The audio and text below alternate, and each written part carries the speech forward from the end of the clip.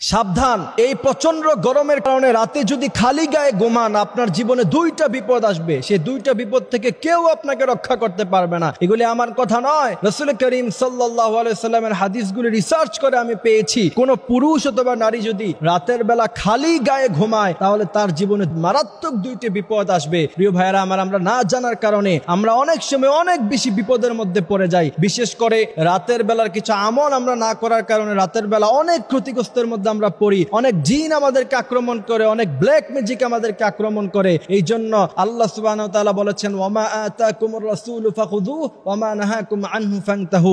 রাসূল যা করতে বলেছেন তোমরা তাই করো, আর রাসূল যা করতে নিষেধ করেছেন তোমরা কখনো তা করো না। প্রিয় ভাইয়েরা আমার, আপনি একটুখানি লক্ষ্য করে দেখেন, এই প্রচন্ড গরমের কারণে স্বাভাবিকতা আমারও মন চায় যে খালি গায়ে ঘুমিয়ে যাই, শরীরে কাপড় চোপড় ছেলেরা সব খুলে ফেলে। না, তুমি এমনটা করতে পারো না। আপনি রাসূল করিম সাল্লাল্লাহু আলাইহি ওয়াসাল্লামের ব্যাপারে হাদিস এসেছে যে নবুয়তের আগেও শিশুবেলায়ও রাসূলুল্লাহর নাভির নিচের জায়গা কখনো এক সেকেন্ডের জন্য কোনো মানুষ দেখে নাই। বাচ্চা অবস্থায় রাসূলুল্লাহ লজ্জা স্থান থেকে কাপড় সরে গেলে রাসূল করিম সাল্লাল্লাহু আলাইহি ওয়াসাল্লাম চিৎকার মেরে উঠতেন, সেই সম্পর্কেও হাদিস এসেছে। সুতরাং আপনি যদি খালি গায়ে ঘুমান, একদম উলঙ্গ হয়ে রাতের বেলা ঘুমাইছেন, দুইটি বিপদ আপনার আসবে। আর এই গরমের কারণে কখনো একদম উলঙ্গ হয়ে ঘুমাবেন না, একদম খালি গায়ে ঘুমাবেন না। যতটুকু সতর ঢাকা ফরজ অতটুকু সতর কমসে কম ঢেকে তারপর আপনি ঘুমাবেন। মেয়েদের জন্য সতর হচ্ছে শুধুমাত্র হাত দেখাতে পারবে আর মুখ দেখাতে পারবে আর পায়ের জায়গাটা দেখাতে পারবে। আর ছেলেদের জন্য সতর হচ্ছে নাভির উপর থেকে হাঁটু পর্যন্ত এতটুকু জায়গা হচ্ছে সতর। সুতরাং এই সতরের জায়গাটুকুন খুলে আপনি ঘুমাতে পারবেন না, তাহলে আপনার দুইটি বিপদ হবে। প্রথম নাম্বার হচ্ছে আপনি যখন ঘুমাবেন উলঙ্গ হয়ে, তখন ফেরেশতারা আপনার থেকে দূরে চলে যাবে। এটা খুব মারাত্মক বিপদ। কিছু ফেরেশতাদেরকে আল্লাহ পাক নিযুক্ত করেছেন রাতের বেলা,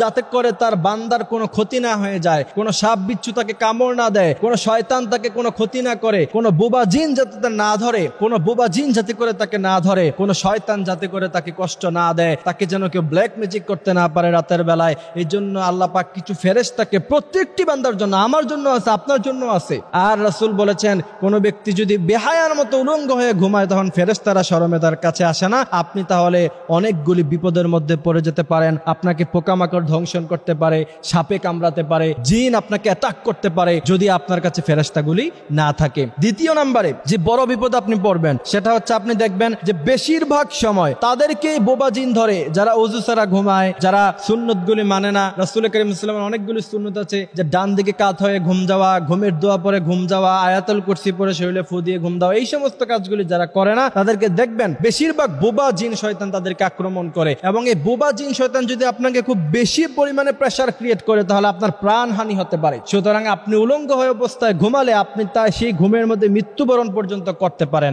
আল্লাহ সুবহানাহু ওয়া তাআলা রাসূল যা করতে বলেছেন এগুলির মধ্যে যে কত ফায়দা আপনি কল্পনা করতে পারবেন না। ১৫০০ বছর আগে রাসূল হাদিস বলেছেন, ১৫০০ বছর পরে এসে বিজ্ঞানীরা গবেষণা করে প্রত্যেকটি হাদিসের নিরসন তারা দেখেছে যে রাসূলুল্লাহর প্রত্যেকটি সুন্নাহর মধ্যে আছে মানব জাতির জন্য উপকার এবং ফায়দা। সুবহানাল্লাহি ওয়া বিহামদিহি সুবহানাল্লাহিল আযীম। এই জন্যই আল্লাহ বলেছেন, হে রাসূল আপনি বলেন, কুল ইন কুনতুম তুহিব্বুনাল্লাহা ফাত্তাবিউনি ইউহিব্বুকুমুল্লাহ ওয়া ইয়াগফির লাকুম যুনুবাকুম ওয়াল্লাহু গফুরুর রহিম। হে রাসূল আপনি বলে দেন, যারা আপনাকে ভালোবাসে এরা যেন আপনাকে অনুসরণ করে। সুতরাং রাসূলের ব্যাপারে সাহাবারা হাদিস বলছেন যে বিশ্বনবী ওয়াশরুমে কিভাবে যেতে হবে সেটাও আমাদেরকে শিখিয়েছেন, পার্লামেন্ট কিভাবে পরিচালনা করতে হবে সেটাও রাসূলুল্লাহ শিখিয়েছেন। সুবহানাল্লাহি ওয়া বিহামদিহি সুবহানাল্লাহিল আযীম। এই জন্য আল্লাহ সুবহানাহু ওয়া তাআলা আমাদেরকে রাসূলুল্লাহর সুন্নতগুলি মেনে আমাদের জীবন সাজানোর তৌফিক তিনি দান করুক। আমিন।